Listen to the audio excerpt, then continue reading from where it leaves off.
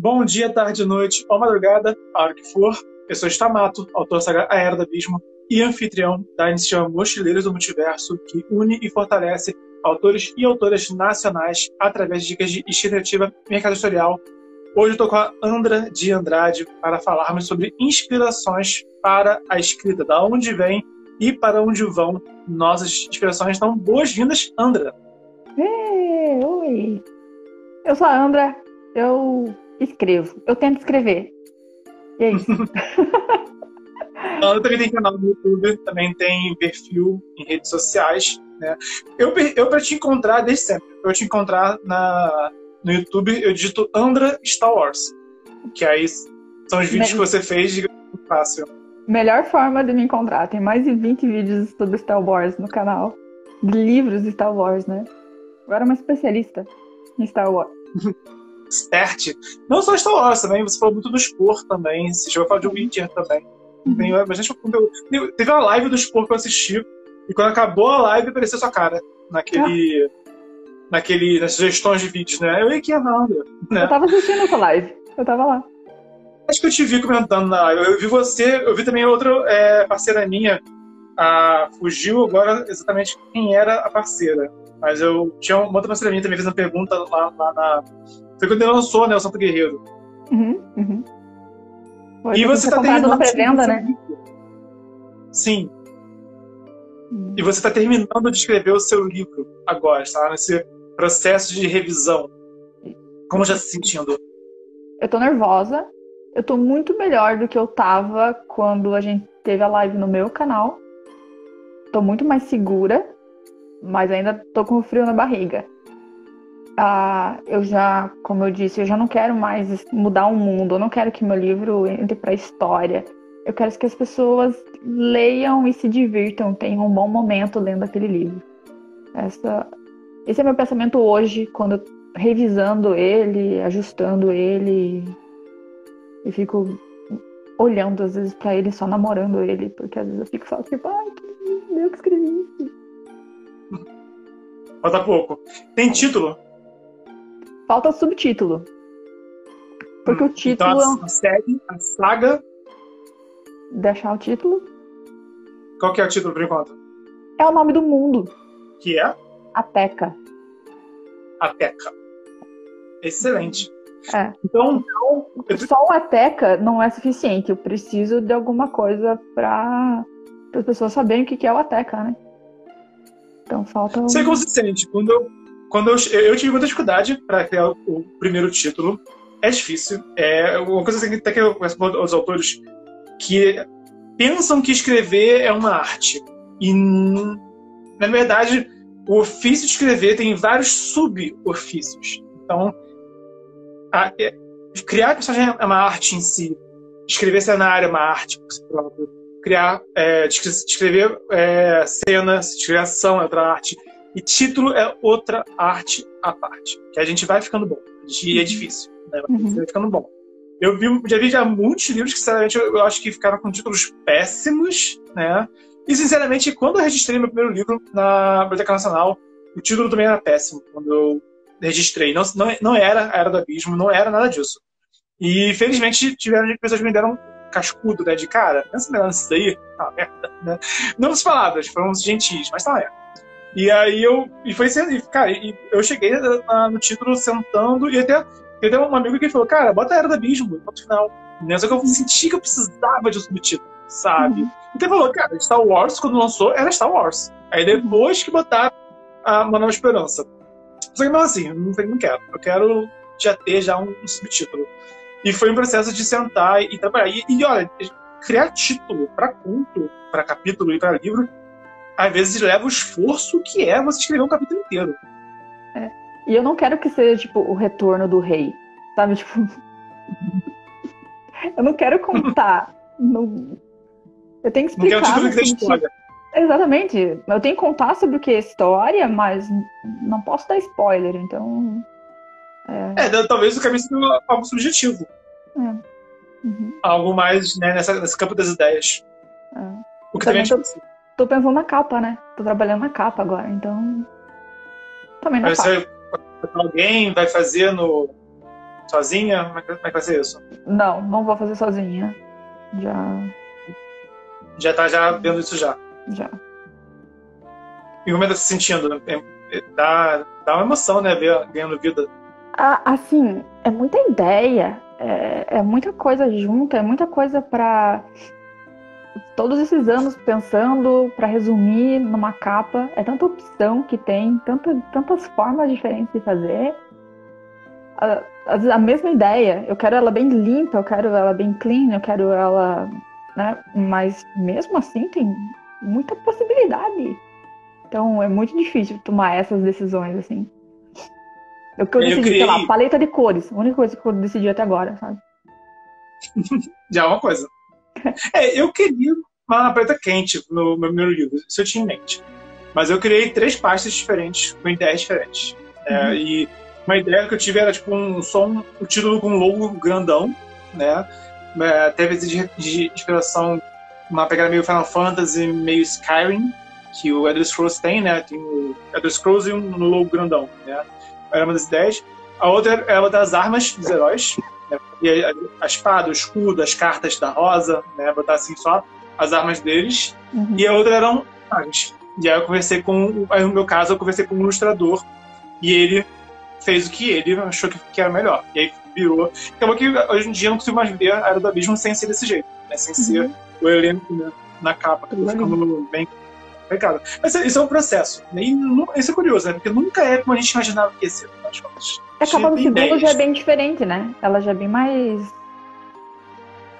Não quero dizer sóbria, mas ela é bem diferente, né? Um clima diferente do torneio. Sim, é porque no primeiro livro já tinha a arte dos personagens e aí o mesmo artista fez aquela arte. Então esse foi o processo. Nesse segundo ele não tinha nada pronto. Ele fez tudo de uma vez só. Ele fez a arte do personagem e a capa de uma vez só. E o primeiro livro, né, foi a primeira capa que ele tinha feito. E o segundo livro, ele já... Tanto que, por exemplo, ele falou, cara, de quem foi a ideia de botar, tipo, 10 goblins na capa? Ah, tá, foi minha. Ele que teve... E ele teve que fazer cada goblin. Aí no segundo livro, só tem 5 heróis. Pô, pra ele foi muito mais sucinto, né? Mais fácil, né? Eu comecei com uma foto minha pra capa. É? Esse é o ponto de partida. Tipo, tá vendo essa foto minha aqui? Quero que fique mais ou menos assim. Só que não eu. Boa. Um bom método. Funciona. Eu quero, acho que você tem um personagem principal, sabe? É a história dela, vamos, né, colocar ela em ênfase nisso, na capa. Acho que você também tem. Você passa esse ar mesmo. É bom pra você, é muito fotogênica. Então acho que isso me ajuda muito. Eu tava vendo, inclusive. Só não vai ter minha foto, né? Ela vai ser digitalizada, ela vai ser feita todo mais em volta, mas eu como base é muito bizarro, mas como eu disse, eu sou egocêntrica, eu quero que o mundo veja minha foto na capa, meu rostinho. O Jorge Lucas botou look. Jorge Lucas, look de herói. Então depois que o Jorge Lucas botou o herói dele como look, o que vier é look. Né? Tudo bem. André, eu trouxe aqui 4 tópicos para a gente falar sobre as inspirações. Então, começando aqui o assunto da noite, conta pra gente o que te inspira, o que te inspirava antes de você decidir escrever. Você para pensar que essas inspirações mais antigas, quais foram? Para mim foi definitivamente Senhor dos Anéis. Foi quando eu tava lendo Senhor dos Anéis, com 14 anos, que eu decidi que eu queria fazer isso da minha vida. Eu nunca tinha lido fantasia. Eu tinha lido um livro de fantasia antes disso, que foi um Terry Pratchett, foi A Cor da Magia. Mas eu tinha 11 anos, 12. E com o Senhor dos Anéis, aquilo ali eu li emocionada. Eu descobri que eu queria passar aquilo para as outras pessoas. Então, a partir dali, eu comecei a ler praticamente só fantasia, high fantasy. Então, na sequência, eu já li O Hobbit, O Silmarillion, Contos Inacabados, o que eu pude beber da fonte, Tolkien, eu fiz. Aí comecei a buscar outros livros parecidos, né, que eu conseguia. Antes disso, eu só lia mangá. e eu já tinha criado algumas histórias para mangá. Eu tinha feito ali, tipo, 10 páginas a história, coisa assim, mas eu criava já era uma forma de criar. Então, quando eu decidi escrever a minha história, eu já tinha bebido de muitas fontes, eu tinha lido muita coisa, sabia o que eu queria escrever, porque eu queria escrever fantasia, desde o primeiro momento, e eu já tinha criado, sei lá, mesmo começando com fanfic, até criar minhas próprias histórias de mangá. Então, pensa, com 12 anos, né? Aí o difícil foi como que vai ser essa minha história. Você já sabe, eu desenhava personagens, eu desenhava mais ou menos o mundo. Isso quando eu estava no ensino médio, eu fazia isso durante as aulas, que é o terror dos professores. Mas eu quis aproveitar aquilo. Como que eu poderia aproveitar aqueles desenhos que eu fazia, aqueles personagens sem nome, sem história, criar um nome, uma história para ele? Aí foi ali que eu decidi qual seria a minha história com a base que eu ia ter nela, que é a Wateca que eu tenho hoje. Por que é um mundo que tá no inverno? Por que tem aquela prisioneira? Por que, né? E tudo começou com o Senhor dos Anéis. Tudo começou com o Senhor dos Anéis. E o que mais você leu nessa época? Assim, quais foram os primeiros livros de fantasia que você leu e gostou? Já depois do Senhor dos Anéis, eu comecei a ler Harry Potter. Eu li Senhor dos Anéis antes de Harry Potter. Então, aí começou minha fase Harry Potter. Depois que eu li tudo do Tolkien que eu tinha. São públicos bem diferentes, lógico, escritos bem diferentes, mas eu pude ter outras experiências. O problema é que já depois eu entrei na faculdade. Aí eu tive que parar. Aí na faculdade, tinha na biblioteca da faculdade, tinha Asimov, tinha umas coisas assim que eu consegui pegar lá. Mas eu não consigo mesmo lembrar o que eu li de fantasia já depois do Tolkien, a não ser até eu começar o canal mesmo. É um branco assim que eu tenho durante a faculdade, minhas leituras de fantasia mesmo, sabe? Talvez eu assistia mais filmes, eu assistia mais séries, foi esse período. Mas a faculdade me ajudou muito também. Pra quem não sabe, eu estudei psicologia, então... Não sabia. Acabei de descobrir. Então ajuda... eu nunca contei no canal, mas é a primeira vez que eu falo isso, então é aqui. Eu estudaria letras, jornalismo, estudaria nessa área, né? Humanas também, mas não psicologia. Eu fui psicóloga por 10 anos antes de ser professora de idioma. Nossa. Então, vou te dizer que a psicologia ajuda a gente a se inspirar para mundos fantásticos. Né? Eu fiz meu estágio de clínica com um orientador junguiano. Ele incentivava muito a gente a ler ficção, porque segundo ele não tinha formas melhores de conhecer as pessoas do que personagens fictícios, de conhecer todos os tipos de pessoas, de aventurar no mundo pela literatura. Nossa, faz sentido. Mas eu li muita coisa. Eu li os Dan Brown na época da faculdade. Eu li muita coisa, muita coisa. Eu li Crepúsculo. Mas leu porque você pensou que você gostou ou porque você teve curiosidade mórbida? Literalmente. Eu amava na época. Eu tinha 18 anos. Então, tipo, pra mim, falam que eu tinha tido um namorado. Pra mim, aquilo lá era o máximo, sabe? Que é uma coisa assim que eu nunca li, não tenho plano de ler, sabe? Então eu sempre pergunto a opinião das pessoas, porque minha opinião é zero sobre isso. Né? É o tipo de coisa assim que eu olho e tem cara de que eu não vou gostar. Aparentemente não vou gostar. Mas aí também, porque também tem, curiosamente, hoje em dia parece que ressurgiu o Crepúsculo e tem a galera que hoje em dia voltou a elogiar. Acho que por muito tempo a opinião da massa era que era uma coisa ruim, né? Mas aí tem muita gente que leu e gostou e tá... Que eu acho que é justo a pessoa parar e falar, não, pô, peraí, eu gostei disso por um motivo. Então vamos lembrar o motivo que isso. Então, eu acho válido, Sanji. Eu não tenho calma com isso. Eu não tenho esse calma de, tipo, o que é a leitura boa ou ruim. É a leitura boa, como você falou, que a pessoa gosta, que a pessoa tem prazer em ler. Hoje eu não ia importa se... mas eu gostei na época. Eu era o público-alvo na época, então eu gostei. E eu aproveitei, li todos eles. Li até o que saiu vazado, que era a visão dele, né, do primeiro livro, só tinha uma parte e tal. O primeiro livro foi em inglês, por final. Que foi esse, sei lá que nome que era. Mas era parte, tipo, a visão dele da história, sabe?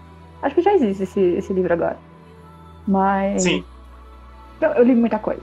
Eu li muita coisa também pra filtrar o que eu gostava ou não. Ou li coisa porque tava na moda. Mas sempre foi a fantasia que me puxou mais, assim. Sempre foi essa... Não digo, às vezes nem era uma história fantástica, mas que tinha alguma coisa de magia, alguma coisa... Sempre era nesse lado que eu ia, né? Tanto que eu não gostei, tipo, de X-Men, por exemplo, sabe? Essa coisa de soltar raios da mão, de elementes, isso sempre foi... Não era só voar, só ter força, nada contra o Super, que eu adoro. Mas eu sempre gostei de magia mesmo, assim,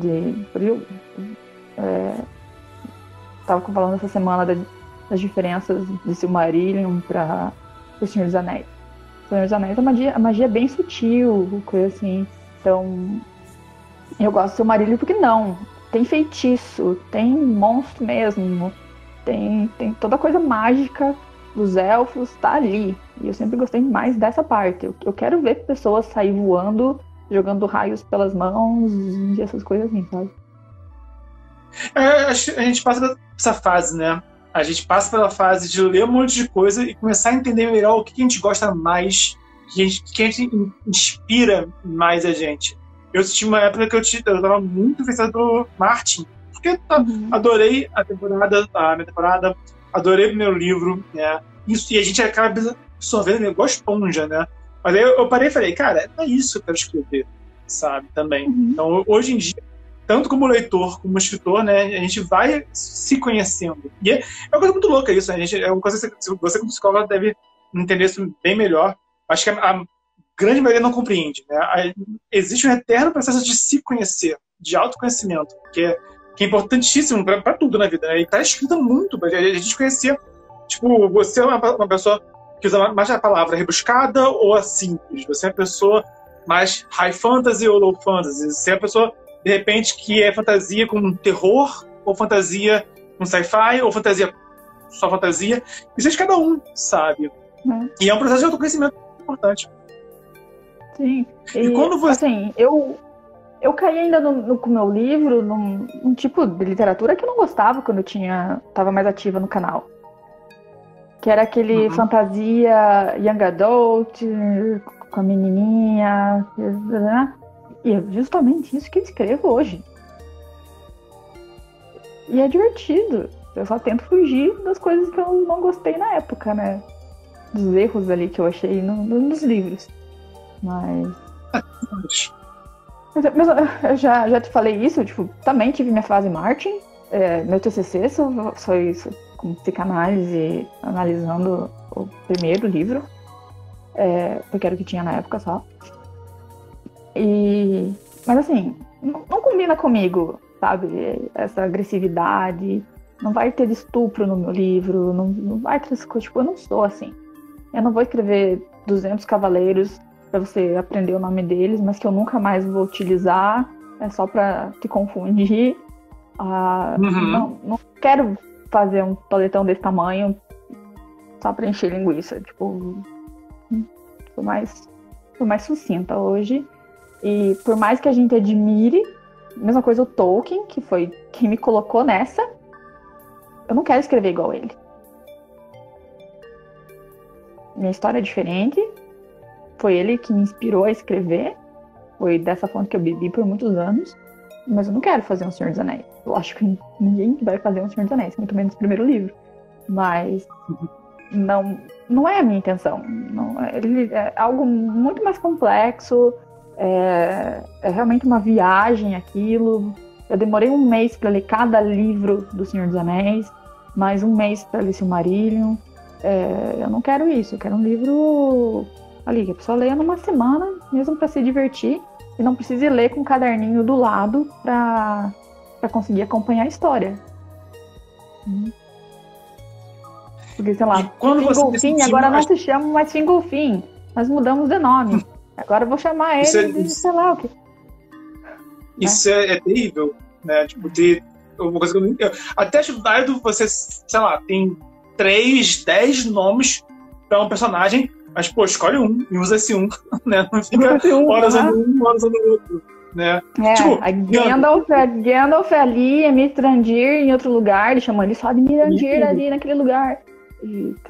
Pra mim, Aragorn é Passo Largos. Acabou. Também. Aragorn é Passo Largos. Também é outro. Né? Frodo é Frodo, Bilbo é Bilbo, Sméagol e Gollum. Aí eu consigo. São só esses que eu lembro. Agora, os únicos que eu lembro de 2 nomes são esses. O Gollum, Sméagol e o Aragorn em Passo Largos. Acho que só. O resto, o Gandalf, eu só sei Gandalf. O Aragorn tem mais uns 3 nomes que eles chamam ele no livro. Eu até gosto, como escritor. Por exemplo, os Elfos Sombrios, eles chamam Firatera, que é o nome dele, é o nome da raça. Mas eu falo Elfos Sombrios, que é isso, sabe? Se tem um nome louco, eu vou dar um nome analógico, que é como Marte. Isso eu gosto do Marte, que os nomes são assim: Corre Rio, Porto Real, sabe? A Muralha, são nomes que você entende. O Gargalo, o Tridente, você entende esses nomes. Isso eu gosto, né? É bacana ter esses nomes. Draenor, né? São nomes legais, são nomes. Eu vejo, pô, você não quer dizer nada. Não. Por que eu vou ficar. E assim, a gente vai ler errado.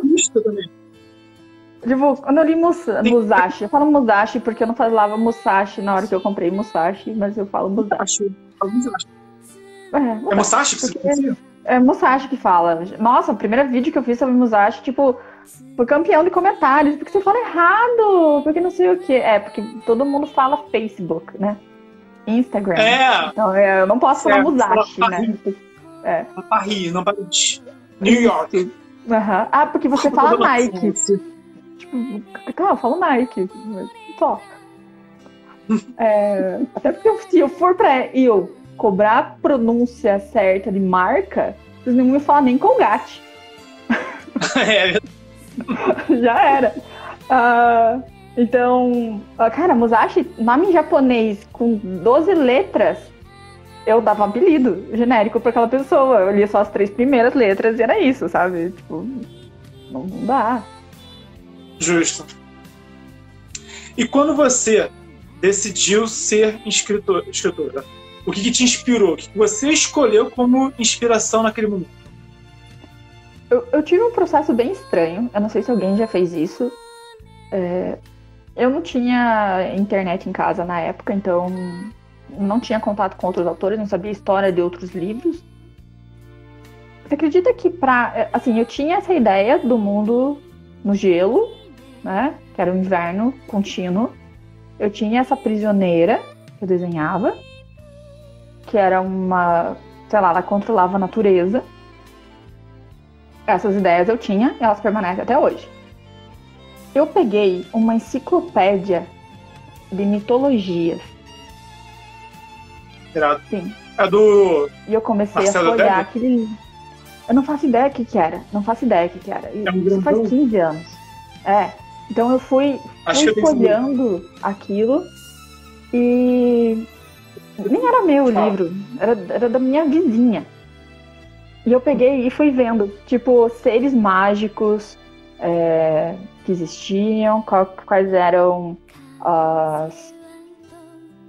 os poderes, as lendas por trás daquilo. E eu fui absorvendo, fui vendo o que eu gostava, o que eu não gostava. Até que chegou num lá que eu gostei da ideia do que significava, mas eu disse, eu não quero pegar isso diretamente e colocar na minha história. Aí eu fiz aquele ser mágico virar uma pessoa. Então, a simbologia é a mesma por trás dele, o que representa é a mesma coisa, só que em vez de ser aquele ser mágico, aquele símbolo é uma pessoa. Que é a minha personagem principal.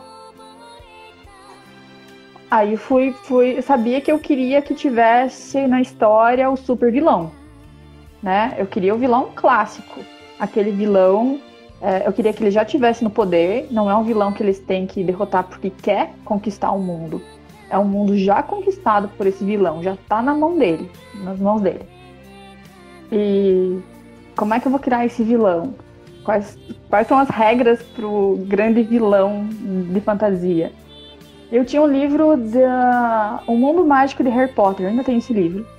E ele tinha lá, tipo, várias descrições das coisas mágicas e uma lista do que precisava para ser um grande vilão desses mágicos, assim, tipo, ser um Sauron, alguma coisa assim.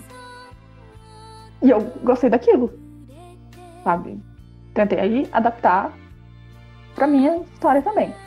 Aí fui escrevendo, já tinha a personagem principal, já tinha aquela outra lá que manipulava a natureza, e prisioneira, por algum motivo, não sei por que ela era prisioneira, e o mundo de gelo. Ótimo, fui aumentando daí. Aí, quando eu li o Espadachim de Carvão e vi que era baseado na cultura suméria, alguma coisa assim, eu fui buscar outras inspirações um pouco mais reais, vamos dizer assim, que foi do shintoísmo. Obrigado. Como eu poderia juntar as crenças, as tradições do shintoísmo para minha história. Então, é uma bagunça, mas foi ficando divertido e eu tinha... não criei do zero. A gente não cria coisa do zero. Sempre vai vir de algum lugar. Então, eu queria que viesse de um lugar que fizesse sentido. Vamos supor, eu já não lembro, mas provavelmente é do shintoísmo que eles têm mais ou menos uma ideia de criação, de crenças, parecido com a árvore da mitologia nórdica, sabe? Que tem os níveis. Só que é uma hierarquia de deuses, de entidades. E eu gostei desse negócio. Como é que eu posso adaptar para aquelas 4 coisas ali que eu tava girando minha história, né? Então, por isso que eu falo que foi um processo lento todos esses anos, porque eu fui construindo à medida que eu ia conhecendo coisas. Fui deixando mais redondo com pesquisa mesmo. Como eu disse, eu fui pesquisar shintoísmo, eu fui pesquisar mitologias. Então, não fui só pegando livros de fantasia e vendo o que eu gostava ou não, o que eu poderia colocar na minha história daquelas coisas que eram legais. Não, eu estudei. Sabe, eu gostava muito do desenho do Avatar. Eu fui pesquisar sobre Kung Fu. Sabe, o que eu posso adaptar. Aí, tipo, né, daquele conhecimento. Acho importante isso. Eu acho importante a gente ler bastante para ter a questão da voz narrativa, de ter o verbo, ter o vocabulário e tudo mais. Mas para criar mundo também acho importante ter, compreender assim, da onde vem essas ideias. Porque, por exemplo, tem um Tolkien, ele bebe muito de mitologia, sabe? Pra caramba, né? Então, quando você lê um Anel de Nibelungo, você compreende Tolkien melhor, né? Quando você estuda mitologia nórdica, você entende Tolkien melhor também. E isso se aplica a tudo. E se for de shintoísmo, por exemplo, no Zelda tem muito shintoísmo. Por exemplo, na franquia de Jogos Caldoro, que quem vê logo de cara pensa muito na mitologia céltica, né? Nos celtas, porque tem aquela coisa daquele visual, né? Meio medieval ocidental. Tem a Épona, que é uma deusa celta, né? Mas quando você vê que nos pequenos detalhes sutis tem muito do shintoísmo, você, tipo, uou, né? Outra parada. E também, outro jogo que tem de shintoísmo é o Monster Hunter, que teve filme agora com a Mila Jovovich. Que também eu vi vídeos interessantes, me deu vontade de ir pro Japão. Me deu vontade de ir pro Japão conhecer lá os templos shintoístas, porque é uma cultura muito maravilhosa. Não? Mas isso é uma coisa muito louca, e eu vejo muito isso em vários lugares, na verdade. E também é interessante quando a gente vê, tipo, o Van Zelda, o jogo Majora's Mask se baseou numa tribo brasileira, né, de uma ilha aqui no Brasil, que eles faziam máscaras, que foi a inspiração da máscara do Majora, por exemplo. E aí, esse é o ponto, compreender o que inspirou, o que nos inspira e ir na fonte. Faz toda a diferença. E, então, acho bacana também livros sobre mundos, né? Livros sobre o mundo do Game of Thrones, o mundo de Gelo e Fogo, é um livro interessante. Tem livro de Warcraft, Crônicas, que é interessante. Tem o livro de Caim, do Diablo, e o livro de Tirael também, do Diablo em português. Guias de RPG, de Dungeons and Dragons, também ajuda muito, né? Livros que ajudam, que ensinam a mestrar, essas coisas assim, guias de monstros. Também é sempre bom aproveitar isso. O livro de monstro, que quando eu era garoto, né, eu li os monstros e ficava pensando, nossa, como que eles criaram isso tudo? Aí hoje em dia, como adulto, eu vejo, putz, mas na realidade isso aqui é tirado da mitologia, de alguma mitologia, né? Eu tava até lendo sobre o mundo de Eberron, e nossa, que mundo incrível que eu tava lendo recentemente, né? O mundo é um dragão, sabe? Eram 3 dragões, um dragão matou um dos dragões, e o terceiro dragão foi lá e aprisionou o assassino. Então, o primeiro dragão que foi destruído, ele se tornou o céu. O dragão que foi aprisionado, ele se tornou o subsolo, Underground, Underdark. E o Eberron, que é o dragão, ele é o The Dragon in Between, eles chamam, né? Que é o dragão entre eles. E é um mundo incrível. Meu mundo favorito... mitologia, Meu mundo favorito é o do Discworld, do Terry Pratchett. O que é? É uma tartaruga gigante voando pelo espaço. Em cima do casco tem 4 elefantes que seguram o disco que é o mundo. É isso. Aí perguntaram pra ele de onde que ele tirou essa ideia. Ele disse, a ideia tava aí, eu só peguei pra mim. Verdade. E tinha mitos sobre isso também. Existia esse mito, ele só pegou o literal. A Terra plana. Sim, não. Aí a Terra plana. E realmente, a água é maravilhoso, porque tem ilustrações da Twin, que é a tartaruga, com a água assim vazando na lateral, né, do disco. Sim. Assim. Maravilhoso, é isso aí. Mas ele é muito inteligente, que é muito sarcástico. Ele consegue. Eu acho que o Discworld é o equivalente da fantasia do que a gente tem de um guia do Mochileiro do Universo, da galáxia, descoberta da galáxia, sci-fi. Acho que o guia do Mochileiro da galáxia do sci-fi é o Discworld da fantasia. Acho que são os dois. Assim. Tanto que eu tenho muita referência. Referência não, tem muita inspiração do meu livro de Terry Pratchett. De não levar a sério. Como tem no Guia do Mochileiro, que é eu existo pro livro. Eu tô ali. Eu falo, eu sei que isso aqui tá chato, mas logo vai acabar, peraí. Sabe? Ou, espera aí, depois eu conto o resto dessa história, eu quero contar outra coisa agora. Lógico, pode ser um personagem específico contando essa história, mas tipo, o meu livro sabe que é um livro. Ele sabe que é uma história sendo contada. Não é tipo, O Senhor dos Anéis também é uma história sendo contada, que o Bilbo começou a escrever, o Frodo continuou, o Sam terminou, mas em momento algum o narrador aparece. Né? Eu tô ali o tempo todo. Isso é muito Guia do Mochileiro, isso é muito Terry Pratchett. Dizer assim, tipo, eu não entendo disso, mas é assim.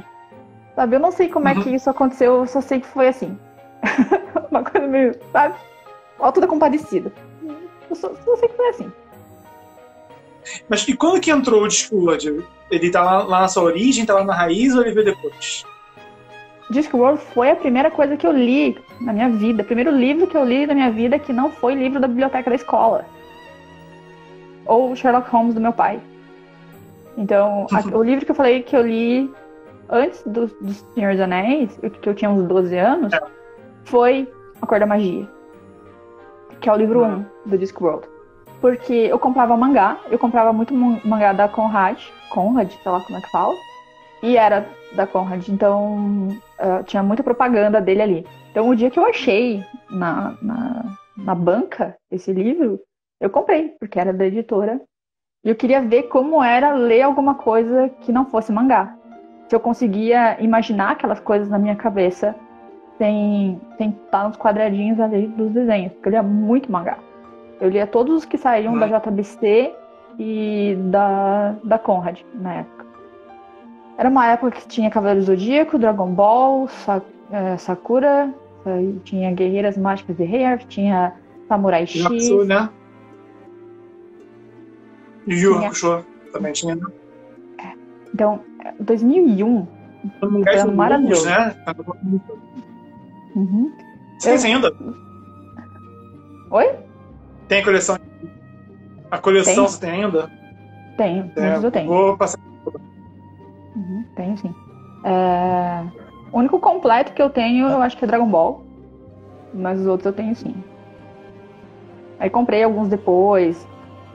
Pouco tempo atrás. Comprei One Punch Man, comprei Eden, comprei algumas coisas. Eu nunca fui muito de mangá. Eu colecionei a Claymore, só que aí eu perdi uma edição, aí eu desanimei e parei de colecionar. Claymore é um que eu adorei e quero voltar a ler. Eu lia Holy Avengers, não sei se você... Li tudo. Comprei agora a Paladino. Não chegou ainda não, recentemente. Você leu a Paladino? Tipo, 20 anos atrás eu li. Tá bem, é assim mesmo. Eu comprava na banca.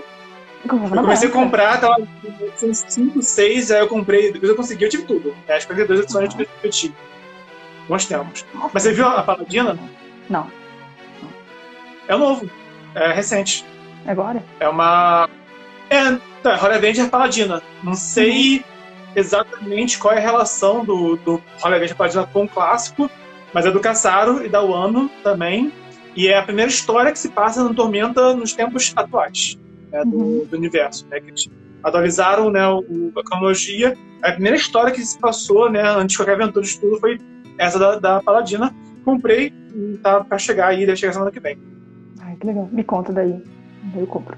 Aí eu vou pensar aqui na internet tipo, que eu achei da leitura.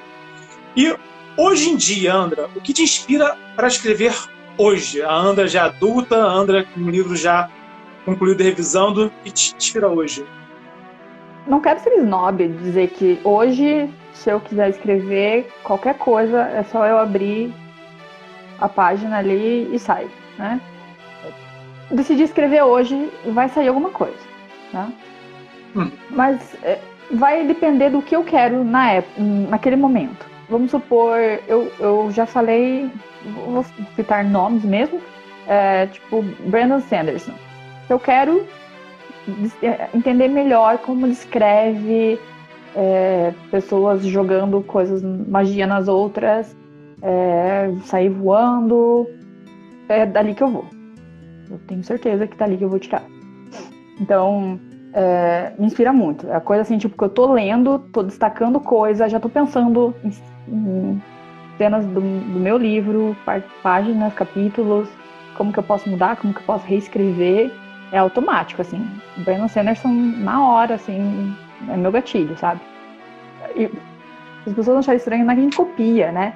Às vezes eu tô lendo uma batalha, me dá uma ideia de um, sei lá, passeio no campo. É bizarro, assim. Né? Ou ao contrário, lendo um passeio no campo me dá umas inspirações pra batalha, assim, sei lá. Então, se eu quero aprimorar essa parte mágica ou fantástica, é Brandon Sanderson. Vou ser honesta, 100% honesta. As últimas mudanças que eu fiz na história, que foi a parte que eu te mandei, aquele capítulo que eu te mandei, foram ajustes que eu fiz depois de assistir Bridgerton.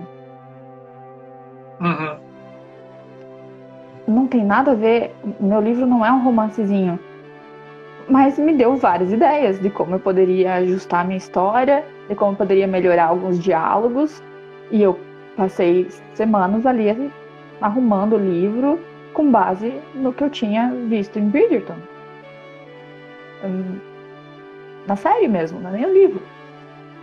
Então, vai depender muito do que eu quero arrumar, do que eu quero fazer, do que eu tô querendo escrever no momento. E eu sei exatamente onde buscar, quais são os meus autores favoritos para aquela coisa ali. Então, Ou assistir, agora, né? pro seu livro. Assistir também. Tipo, assisti o trailer do Mortal Kombat e veio, tipo, um monte de ideia, sabe? Mó legal, Trailer. inclusive. Quero conferir. Mas trailer, esse é curioso. Eu acho que o trailer ele é inspirador, porque ele é feito pra te dar ideia, né? Ele é feito pra aguçar a mente. E pra gente que escreve, aguçar a mente e criar história. Então eu tive já vários contos, capítulos que eu escrevi pensando muito nisso, pensando muito em um trailer que eu assisti e me inspirou. Eu tenho um conto no meu segundo livro, que é o Ruína, que ele veio num trailer de Dark Souls 3, que eu nunca joguei, né? Mas é porque o trailer é muito bom. Mas o trailer é o cavaleiro numa masmorra, aí tem umas bruxas loucas lá que pegam ele, forçam uma poção na goela dele e ele vira um monstro, loucão, sabe? Aí esse vídeo me inspirou pra tirar um conto, sabe? E que tem lá uma ideia, não tem bruxa caldeirão, mas tem a ideia da masmorra lá e tal, sabe? Então acho esse é o ponto. Acho que três aguçam a mente, né, de quem assiste pra ficar curioso querer mais. E nós, escritores, isso vai dar ideias de escrever. Que é maravilhoso. Eu também já tive, ao contrário, já tive que desescrever partes porque eu vi que estavam muito parecidas com algo que eu fui assistir depois ou que eu fui ler depois. Vamos por o Avatar, a Lenda de Aang. Os meus controlam elementos da natureza. Então, tem coisa que ficou parecido demais. Eu assisti Avatar um pouco na época que passou a primeira vez, então fui assistir depois de adulta mesmo, sozinha, né? Então eu já tinha escrito o livro. Então eu tive que desescrever algumas coisas ou adaptar algumas coisas para não ficar tão parecido com Avatar. Porque, sei lá, ficou parecido. Isso faz parte. Eu lembro que eu li os quadrinhos Não me incomodo das pessoas entenderem de onde eu tirei algumas ideias, mas não quero que fique... Sim, é uma autocobrança nossa. Isso é uma exigência nossa. Eu li os quadrinhos do Street Fighter, da editora Udon, muito bons. E isso foi uma coisa que me viciou. Né? E eu escrevi um conto do Gladius. A primeira vez que eu escrevi sobre o Gladius era numa cena inspirada no Ken do Street Fighter. E o Gladius é inspirado no Ken do Street Fighter mesmo. Né? Mas é isso que eu falei. Tipo, o meu ilustrador, ele falou que, cara, o Draco e o Gladius são meio Ryu e Ken, né? Eu, tipo, totalmente, sabe? E, tipo, tudo bem da pessoa identificar a inspiração, como você falou. Só que quando eu escrevi aquilo, eu falei, cara, eu peguei o quadrinho que eu li e adaptei pra fantasia medieval. E ficou a mesma ideia, sabe? E isso é um texto que eu não uso. Eu nem digo que eu descartei ele, mas eu meio que também só segui daí pra frente. Mas eu acho que pra gente isso faz bem. Tipo, esse momento. Eu ouso dizer que é inevitável. É inevitável pra gente ter esse momento. Porque o ilustrador vai copiar pra aprender a ilustrar. O músico vai fazer cover pra aprender a tocar música, né? E o escritor, muitas vezes, ele vai copiar os textos que gosta, né? E isso faz parte do processo criativo. Não podemos parar nisso e ficar só nisso. Senão a gente vira o latino, né, da escrita. Né? O latino que só vive de pegar a música dos outros e fazer a versão dele, né? Acho que a gente não quer isso. Sou suspeito, né? Não. Mas por exemplo, a dificuldade, às vezes, de criar um mundo mágico. Quantos mundos mágicos você já leu? E como que foi criar o teu mundo mágico? Porque a gente, tipo, vai ter elfos, vai ter orcs, vai ter muita coisa que tem todos. E como é que você vai fazer o teu ser diferente? Né? Tem coisa que não tem como escapar do mundo fantástico, porque é o que define o mundo fantástico. Então, mas você não pode ser só mais um. O que vai ter diferente no teu? Né? É o mundo que vai ser diferente, é a tua história que vai interagir com aquilo ali de uma forma diferente. Igual eu falei lá do meu outro livro, que tipo, o mundo mágico não tem nome. É só porque pra eles é o mundo deles. Não existe outro porque não dá nome, né? Então, tipo, por que nome? O nome do continente, o nome de planeta veio com a evolução da sociedade. Antigamente não existia isso, era aquilo lá. Exatamente. Aqui e lá. O mundo é mundo, O Witcher também. Eu me arrependo de ter dado o nome pro meu mundo, né? Porque eu pensei em não dar, mas na época eu fiquei, tipo, mas todo tem que ter. A gente tem esse momento de, mas tem que ter porque todo mundo tem. Aí depois eu descobri, o Witcher não tem. Continente. Aí eu fiquei, podia ter feito a mesma coisa. O Witcher não tem mapa também. Aí eu fiquei de novo, podia ter feito sem mapa. Eu queria meu coração sem mapa e fiz mapa porque tem que ter mapa, né? Aí depois eu me arrependi. Então, eu fiz o mapa, mas eu não vou pôr o mapa. Eu fiz o mapa porque na minha cabeça funciona melhor, eu consigo ver de onde que eles estão indo, pra onde eles têm que ir, sabe, toda a estrada ali, porque é um livro de jornada, né? Eles estão na estrada, então eu queria saber onde é que as coisas ficavam, pra ter uma noção até das dificuldades para eles encontrarem no caminho. Mas o meu tem nome, o mundo tem nome, é o nome do livro, os continentes têm nome difícil, alguns deles, mas tipo, o principal tem um nome super difícil, mas o livro todo eu chamo ele de Continente Sagrado, que é o significado do nome dele, que aparece uma vez só. Um nome bonito. Meu livro é diferente, eu nunca vi fazerem isso, que veio de Star Wars. Eu usei o prefácio como se fosse a introdução da história. Esse é o mundo. Acho ótimo. Aconteceu isso, isso e isso. Faz tanto tempo, agora tá assim. É como se fossem as letrinhas do Star Wars passando lá. Não sei quanto tempo, a República, não sei, né? Porque é uma coisa que eu tenho dificuldade como leitora, de entender o mundo que eu acabei de chegar. Até você descobrir o que são aqueles nomes, aqueles termos, as regras, né? Demora um pouco. Teve livros que eu não sabia se era um mundo fantástico, se era o nosso. Teve livros que eu não sabia se o personagem principal, aquele personagem ali, era ele ou ela. Sabe? Então, isso é difícil mesmo. Eu me incomodei muito vendo Warcraft. Tem uma cena num livro, logo no comecinho, que aí dá uma treta, e aí surge uma Draenei e usa uma magia. E eu fiquei, ok, eu sei o que é uma Draenei, mas é que não sabe. O livro não explicava. Exatamente. Eu acho isso horroroso. Mas aí, como escritor, eu comecei essa barreira, que eu comecei a pensar, eu quero lançar livros que não tenham a ordem certa de leitura. O Era do Abismo 1 e 2 pode ler em qualquer ordem, por exemplo. Só que eu fiquei nessa, eu vou ter que explicar de novo o mundo, e agora o que eu faço? Né? Hoje eu pensei em fazer a ideia da letrinha Star Wars, mas agora o livro já está publicado já. Então, por enquanto, não vai acontecer. Mas talvez em edições futuras eu aplique isso que você falou. Eu tenho minha experiência em Final Fantasy também. Final Fantasy tem subido no começo, estilo o Star Wars. Eu acho que a Final Fantasy copiou de Star Wars, né? E eu falei, começar o livro com isso pode ser que funcione. Eu nunca vi. O que eu vejo em prefácios e coisas assim, ou prólogos, sei lá como é que é o nome dessas coisas, eu me confundo às vezes. É tipo uma cena aleatória de como o mundo chegou naquela situação, né? Alguma coisa... não, eu acho horrível isso. Tipo, alguém fez merda e liberou coisas mágicas que não deveria.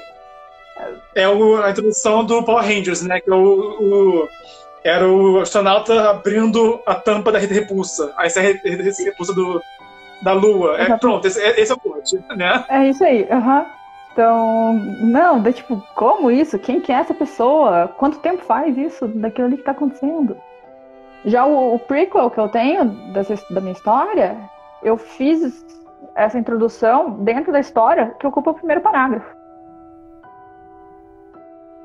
Mais ou menos para ter a ligação dele com o outro livro, mas que pode ser lido antes, né? Tipo, é um prequel que vem depois, lançado depois, mas que pode ser lido antes da história. Até porque eu fiz ele, porque na história principal, no Ateca, eu não conseguia fazer um dos vilões aparecer o suficiente para as pessoas verem o quão terrível ele é. Não cabia na história. Afinal, o vilão daquela história não é ele, né? Ele é um dos, mas o chefão é outro. Então, é contra o chefão. Então eu queria fazer uma história que o vilão fosse ele. Para as pessoas entenderem. Então se passa séculos antes, mas que o vilão, no caso, é esse outro, né? Que eu não consegui mostrar tanto. Então casa muito bem com a história, ele complementa o livro principal. Se ele tiver 60, 70 páginas, para mim não importa. O que importa é mostrar para as pessoas ele ativo, né? O que não tiver. É tipo Star Wars, né? O Palpatine aparece muito mais nas prequels do que na trilogia clássica. Então, porque ele não é o vilão na trilogia clássica. O Vader que é. A não ser no último. Sim. Né? Ele estava por trás de tudo. Ele era o imperador, mas quem era o main antagonist, né? Que é o principal, era o... Eu interpreto como que o primeiro é o Tarkin, o segundo é o Vader e o terceiro é o Palpatine, como eu interpreto, ultimamente. Sim. Uhum. O vilão principal. Senhor dos Anéis tem isso, que vai mudando os vilões. O vilão principal é o Sauron, mas tem o Saruman, tem os Orcs, né? Tem vários perigos que não é só o Sauron. Então... Sim. É cada um que encontra o seu jeito de também apresentar o seu mundo e o seu elenco. Né? Então, nos Star Wars, eles deram uma profundidade bem mais ao Palpatine na prequel, né? Por isso que eu lembro de você falou de ter, foi muito boa essa ideia, de ter uma história que apresenta melhor esse antagonista. Até tipo, o Sauron, por exemplo, ele não faz muita coisa.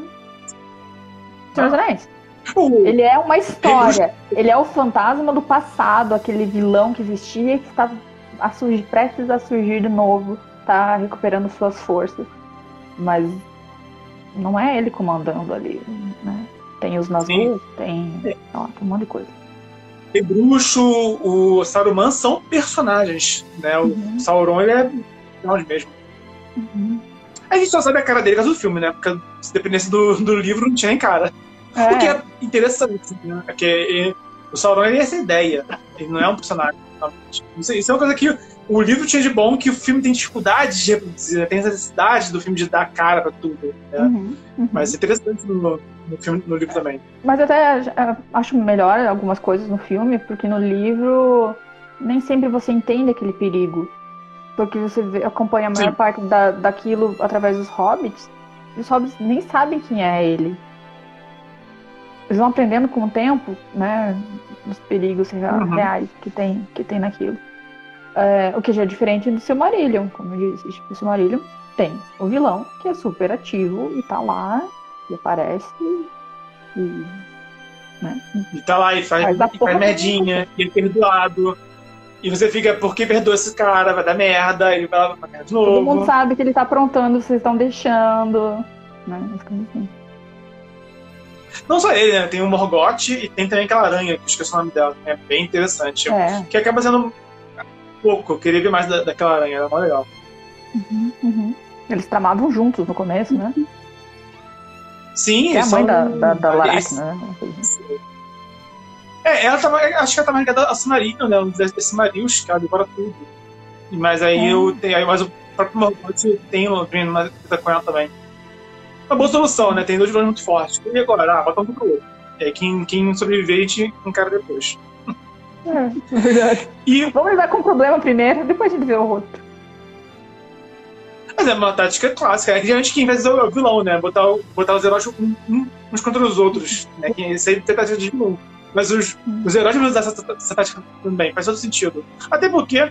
uma coisa sobre heróis e vilões, né? Porque para herói colaborar é muito mais fácil do que para vilão colaborar. O ruim de ser vilão é isso. Você é inimigo dos heróis e dos outros vilões também. Isso é uma coisa que a gente percebe com a história. E tem muito vilão que é autodestrutivo também, né? Ele fica tão obcecado com as coisas dele que acaba se perdendo. É uma disputa entre RPGistas, né? É que a gente entende por que o bem vence quando faz um jogo de vilões. Porque quando a galera joga de vilão, ele tem cara no vilão, eles começam a querer se matar, querer se apoiar nas costas. Aí, por isso que o vilão perde, porque eles não se unem, eles se ferram. E um ferra o outro no final. Eles são muito convencidos, eles não acham que vão perder. Então, é claro que eles perdem. Porque... Mas eu até gosto do vilão que não pisa na bola. eu prefiro o vilão que ele não. Ele não. Tipo, por exemplo, nos Vingadores, nos filmes, né? O Thanos, ele não errou. Pelo contrário, ele conseguiu. Só que os heróis eles criaram um jeito de reverter, né, a situação que não tinha como ele prever. Né? E quando ele percebeu isso, ele não teve tempo de contra-atacar. Mas a gente viu no Endgame o Thanos lutando com tudo. Ele tava com todos os esforços dele lá lutando. Isso eu gosto disso. Esse Thanos do Endgame, ele é o Thanos com sangue nos olhos, porque ele tá se vingando do negócio que ele nem viveu. Sim, e ele é mais inexperiente também. Ele é mais também. Ele é mais impulsivo também. Ele não é tão sábio quanto o anterior.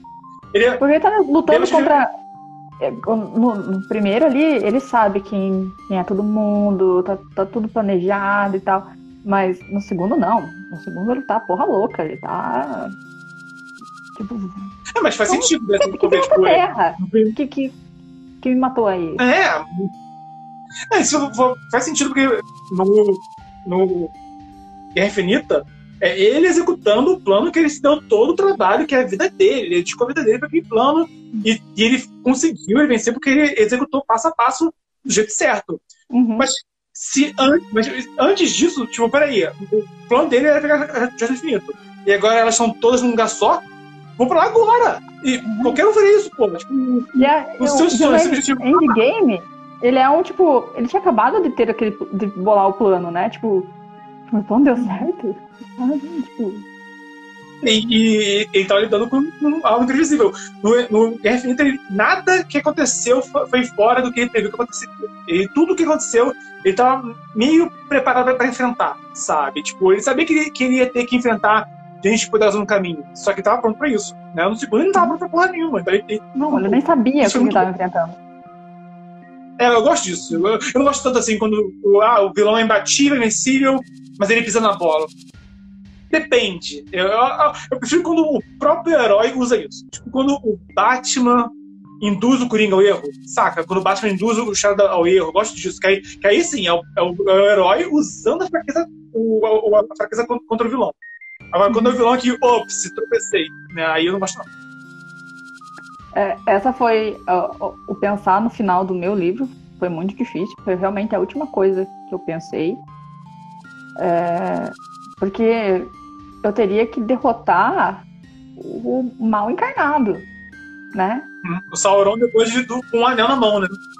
Exatamente, ele é o Sauron com o anel na mão. Então, não pode ser só chegar um Isildur e arrancar a mão dele, sabe? Arrancar o dedo dele. Tem que ser algo mais inteligente, porque, tipo, você acompanha 300 páginas pra chegar alguém e cortar sua mão dele. Não é que nem chegar perto dele. Imagina cortar a mão dele. Nem o Seiya vestindo a armadura de Sagitário, com uma flechada acaba a história. Tipo, tô aqui há 10 meses vendo reprise e vai chegar aqui pra acabar no estado de dedo. Não, por favor, né? Então, me dá uma batalha final. Né? Eu me aproveitei de algo que eu usei o livro todo e eu não tinha explicação. Eu fiz aquilo ali ser explicado no final pra justificar o que acontece. Sabe? Tipo, não criei algo novo. Eu peguei algo que eu já estava usando, mas de uma forma aleatória, porque era uma ideia que eu tinha, e eu fiz daquela ideia ali ser algo real mesmo, ser algo diferente para acontecer o que acontece. Não vou contar. Isso é importante. Essa spoiler. Mas é importante ter a ideia e ir desenvolvendo ela a longo prazo. É importante isso. É o foreshadowing, é o nome disso. Né? Que é quando, sabe o filme do Bruce Willis? Sim. É quando ele pega um cigarro no meio do filme e sobra um fósforo na caixinha de cigarro. E aí no final do filme ele pega esse mesmo fósforo e usa. Então, esse tipo de... O que me serviu de inspiração para isso, que eu gostei, não sabia como colocar no meu, é o que tem na Batalha do Apocalipse. Que foi a primeira vez que eu vi isso num livro. Com a Shamira? Com as Antes do proteções. Ablon ir pro inferno. Isso. Isso. Então, tipo, Isso é um negócio ótimo. que você super esquece, porque aconteceu nas primeiras 20 páginas. Aí no final, tipo, lembra disso? Mas, sabe? eu gostei, porque quando o Ablon tava morrendo, eu tipo, fiquei, lá vai o herói morrer pra depois ressuscitar com a força da amizade e vencer, né? É clichê, sabe? Só que vou levantar as mãos, jogar energia pra ele e ele... Só que quando explica que foi a luta da Shamira, eu falei, ok, agora foi irado. Porque tem um motivo plausível e foi criativo, né? E foi explicado. Não foi força da amizade, não foi milagre, foi algo da história que fez sentido pra história. Isso foi ok. Foi a primeira coisa que aconteceu no livro. Então, tipo... Então é como que o Spor, ele vai e volta no tempo várias vezes, não esquece tudo, né? Ele desce pro inferno. É muita coisa. Tipo, quando ele tá no caminho da seda, sabe? Tipo, eu demorei um mês pra ler aquela parte. Tipo, até chegar em Jerusalém, acho que ele tava indo. Tipo, é muita coisa além da história que acontece. São 100 páginas. São 100 páginas, cara, esse trecho. É a maior discussão que tem. Eu fiquei puto essa parte, porque eu tava com sangue nos olhos pra ler. Tipo, finalmente o Ablon agora tá com a espada e, pô, vai ser irado. E o flashback. Não! Aí eu peguei esse livro, não. Aí quando eu vi que é um bloco de você vai ver, puta que pariu. Aí eu fechei o livro, respirei fundo, aí eu li 100 páginas. São boas, mas eu achei que chegaram uma hora. Não, ele corta todo o ritmo, porque não é um livro pra ler rápido, realmente. É diferente de ler o Filhos do Éden, por exemplo. Você senta ali e lê em 3, 4 dias, você demorou. Não, é um negócio mais denso. Aí ele corta esse ritmo, aí outras... E faz parte da história. Porque você também quer acompanhar o Ablon, saber o que ele viveu, né? Eu gosto... Mas excelente, eu acho que o Dracon, o Spor é o único que eu gosto que faz isso, de ficar indo e voltando na história. É o único que ele já fez de uma maneira que eu realmente gostei. Ele fez isso também no Paraíso Perdido, também. Também, tipo, você tá lá acompanhando a Kyra, aí para, aí vai pro Ablon, conhecendo o Metatron lá no passado. Aí também, tipo assim... O Anjos da Morte também tem isso, porque tem o Daniel... Anjos da Morte mais linear, né?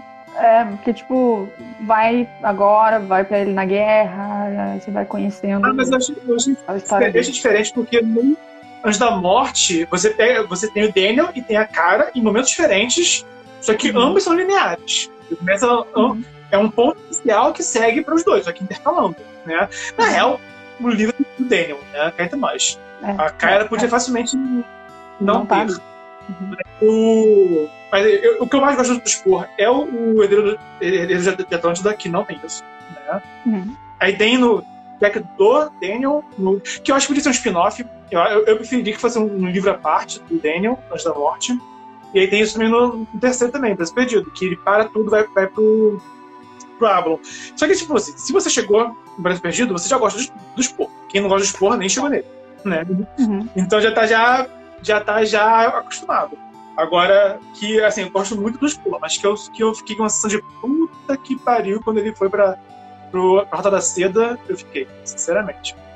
É algo que eu não faria. Eu gosto da história e seguir ela numa linha reta, particularmente. E conta pra gente, a última que eu tenho pra você aqui, conta pra gente coisas aleatórias que te inspiram. Como música, como um comercial de margarina, como passear com um cachorro. O que te inspira que não é literatura? Bom, a última coisa que eu falei que me inspirou foi Bridgerton. É um livro de fantasia. É série, né? E é uma série 50 tons de cinza com orgulho e preconceito, sabe? Tipo, e eu não peguei nenhuma dessas duas partes, sabe, da história. Então, assim, o que me inspirou, por exemplo, de Bridgerton? A postura do Duque. Entende? Jeito de falar, postura física mesmo, sabe? Não caráter. Presença dele. A presença dele. São tipos de coisas que eu presto atenção. e me vem inspiração para o personagem, percebo que é parecido com alguém. Então, de olhar aquilo, como que eu posso botar isso no meu personagem? Então, às vezes tá andando na rua e a pessoa tá com uma roupa legal. Você, tipo, nossa, essa roupa ia ficar muito boa em tal personagem. Como é que eu posso fazer essa roupa virar uma roupa medieval?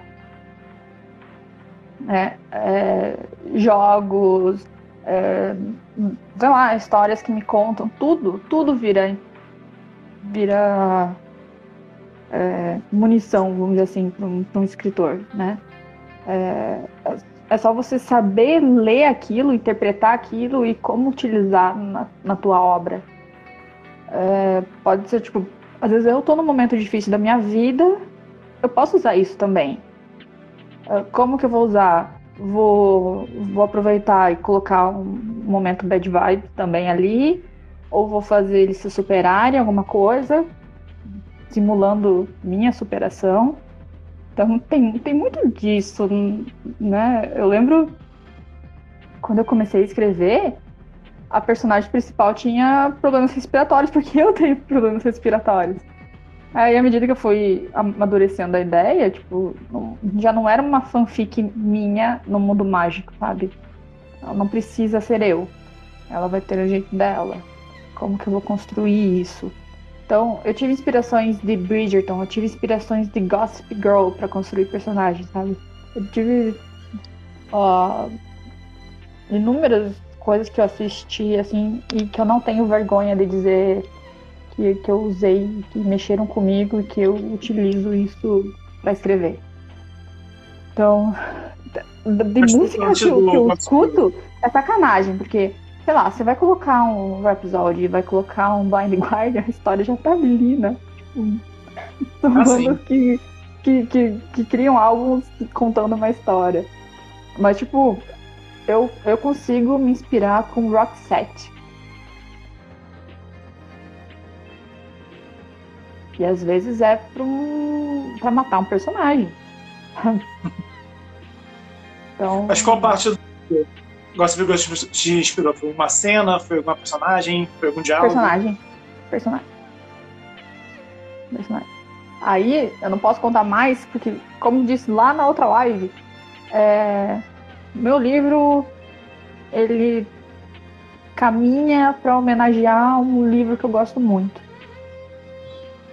Que é meio bizarro, mas eu não quero que faça sentido, eu quero fazer isso numa versão mágica, medieval. Então, fantástica, né? Então, é engraçado, porque eu já vi várias formas dessa história, mas eu nunca vi desse jeito. Bem, então, tem umas coisas ali que eu tenho que tirar, porque eu cito nomes, às vezes, de personagens, e eu não quero ter surpresa, sabe? Então... É como se fosse... Eu falei, vai ter dois pontos, né? Dois pontos, mostrando 3, porque meus 2 pontos são 3. Homenagem a 2 livros que eu gosto muito. E a questão clichê, quase uma paródia da fantasia. Porque eu realmente quero que ele seja escrachado. Eu quero que ele esteja... a junção do que existe de clichê de livros fantásticos numa coisa só, mas mesmo assim contando uma história original. Não faz sentido nenhum, né? Eu sei. Faz todo sentido. Eu acho que sentido pra mim, porque eu tava pensando nisso também, em parodiar. Eu acho que minhas ideias de parodiar vieram assistindo o Rick e Morty, que Rick e Morty se baseia basicamente em sempre estar parodiando alguma coisa, né, algum clichêzão. Eu tinha lido um começo de um livro que eu não devo usar mais, mas que começava debochando do clichê da taverna, sabe? Da história da taverna. Então... Mas aí também, sei lá, eu tive outras ideias também, e eu não sei como é que eu vou fazer agora. Mas eu tive um pouco disso também, de pegar justamente essas cenas arquetípicas, né? E começar também a escrever elas. Tipo, gente, você já leu isso outras vezes, né? Então aqui estamos lá de novo. Isso é que você já conhece, né? Mas tem uma parte do meu livro que eu gosto muito, e eu quero tentar deixar ela ali. Eles chegam numa vila lá, vão procurar algum lugar pra comer, e vem um menino e diz assim: você é fulana? Tem uma vidente da cidade que quer te ver, quer falar com você. Aí assim, tipo, não. Não vou. Não vou porque sempre dá merda.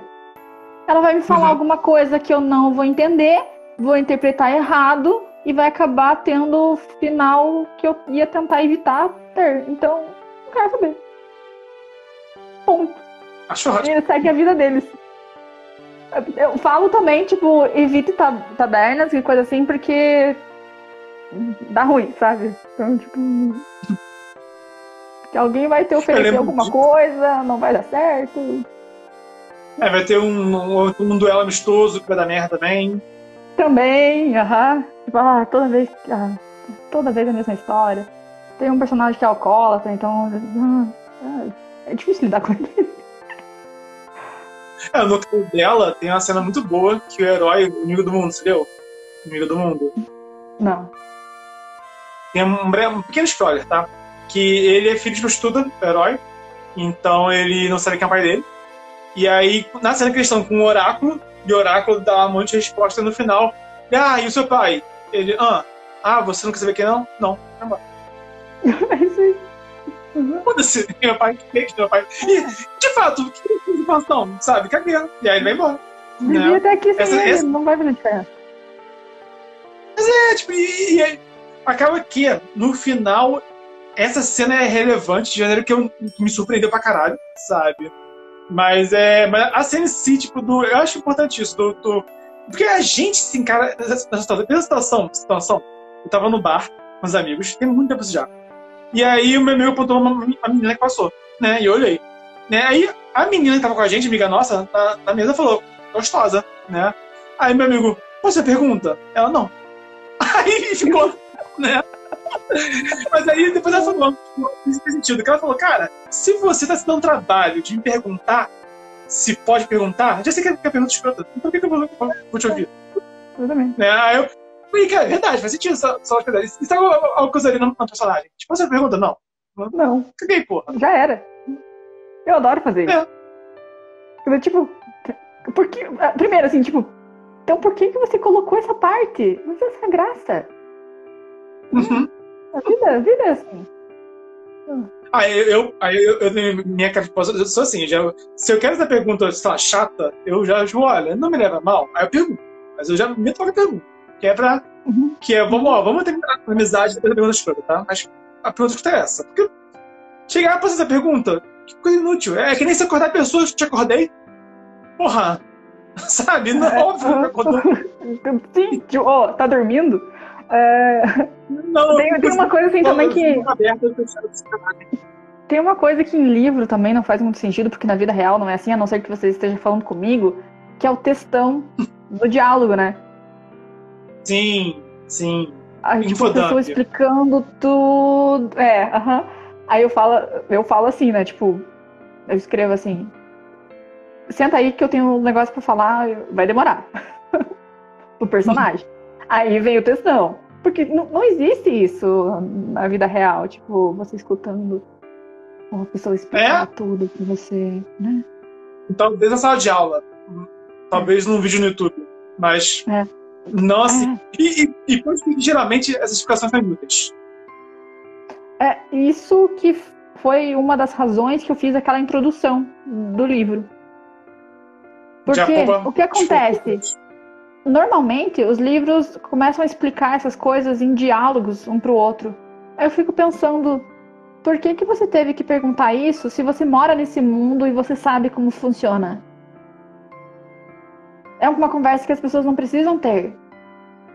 Ou então o herói é um fazendeiro, um Luke, que não sabe porra de nada. Que não sabe nada.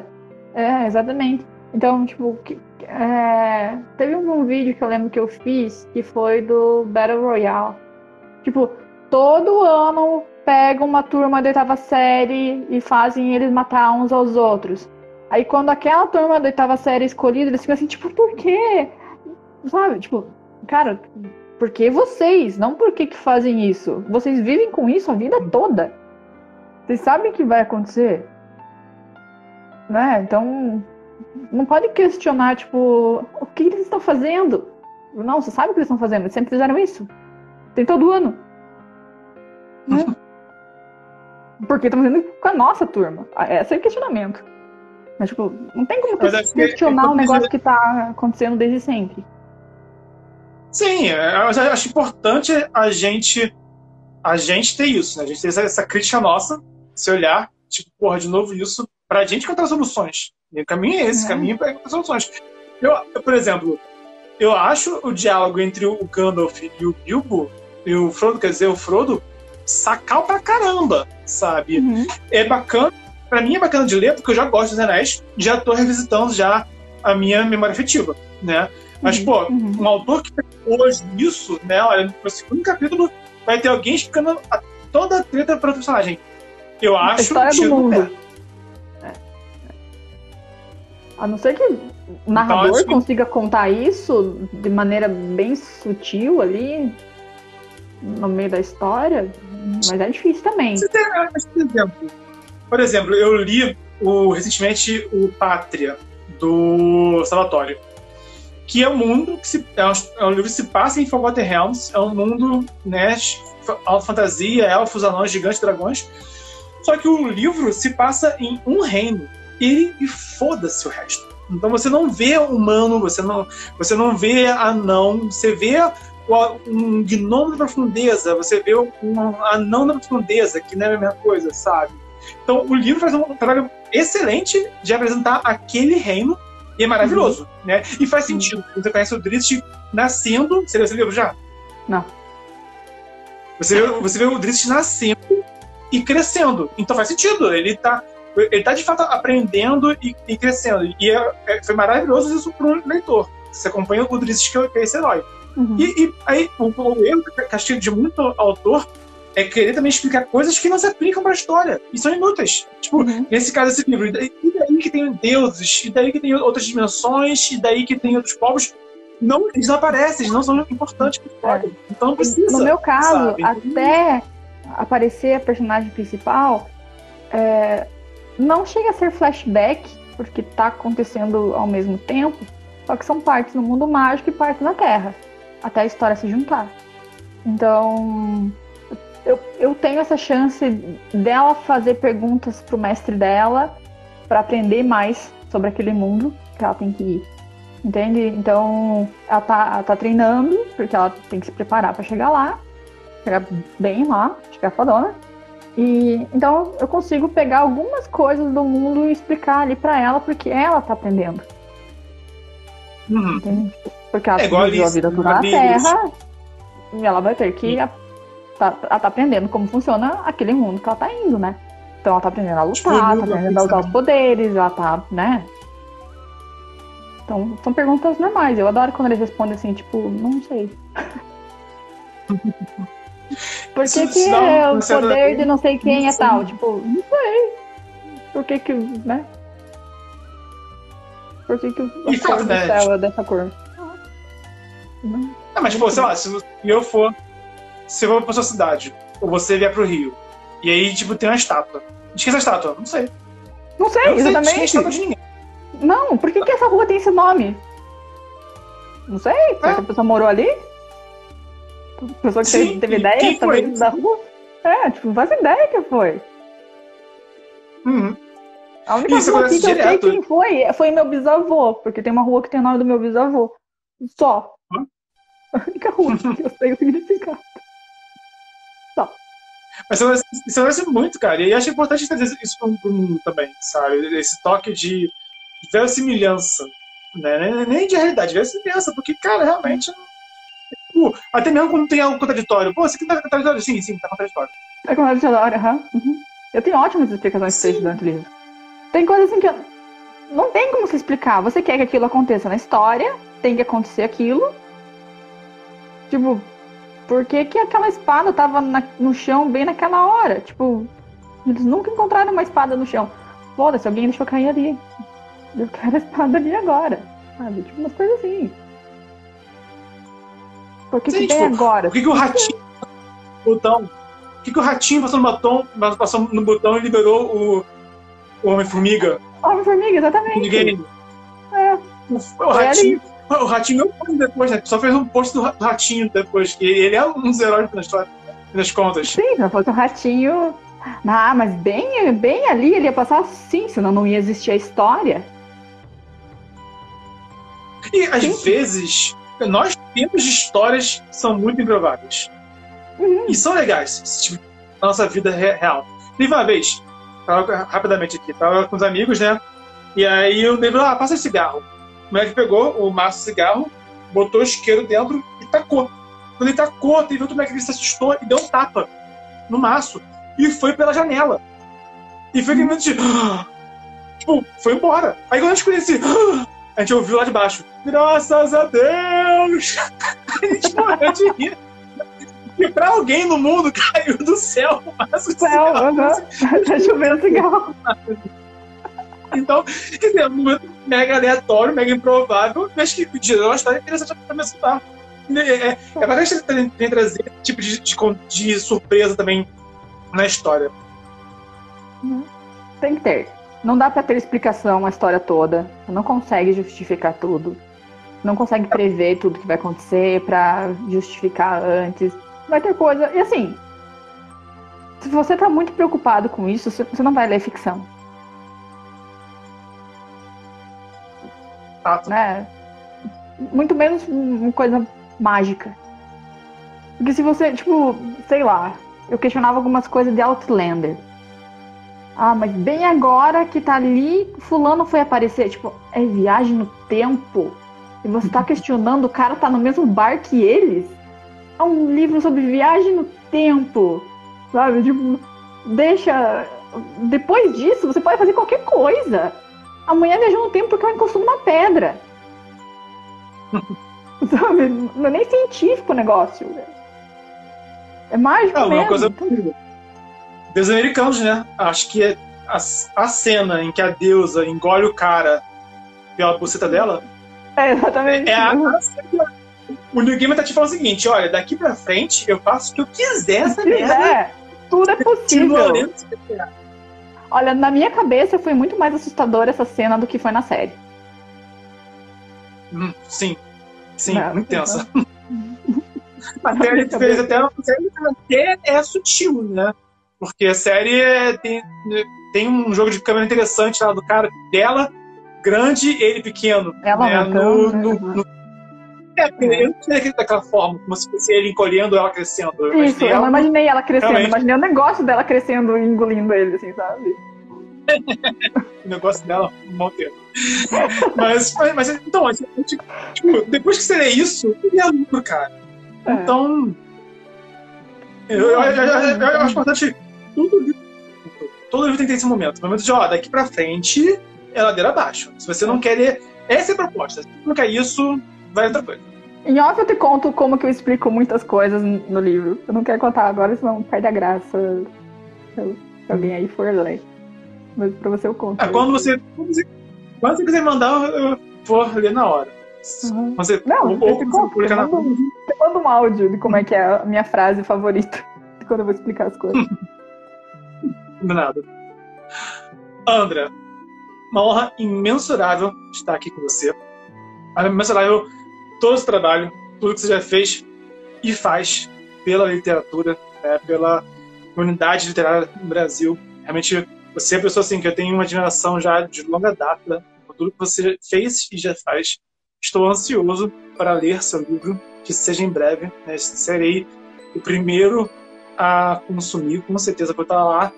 O primeiro a clicar lá em comprar na Amazon e vou sentar a bunda e vou ler assim que lançar. Vou dar também minha crítica, né, aqui também nos meus canais. Então, assim, obrigado por tudo e também pelo seu tempo, pela sua presença. Você é uma pessoa incrível, você é uma pessoa que sabe se expressar como poucas sabem. Você é muito boa em se expressar.